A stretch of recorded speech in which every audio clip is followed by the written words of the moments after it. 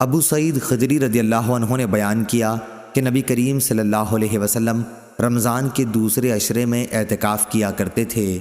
ایک سال آپ صلی اللہ علیہ وسلم نے انہی دنوں میں اعتکاف کیا، اور جب 21ویں تاریخ کی رات آئی، یہ وہ رات ہے جس کی صبح کو آپ صلی اللہ علیہ وسلم اعتکاف سے باہر آ جاتے تھے۔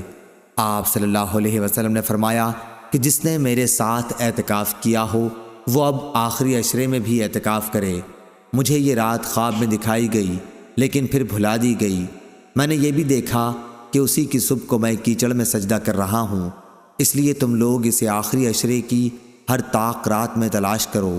چنانچہ اسی رات بارش ہوئی۔ مسجد کی چھت چونکہ کھجور کی شاخ سے بنی تھی اس لیے ٹپکنے لگی، اور خود میں نے اپنی آنکھوں سے دیکھا کہ 21ویں کی صبح کو رسول اللہ صلی اللہ علیہ وسلم کی پیشانی مبارک پر کیچڑ لگی ہوئی تھی۔ صحیح بخاری حدیث نمبر 2027۔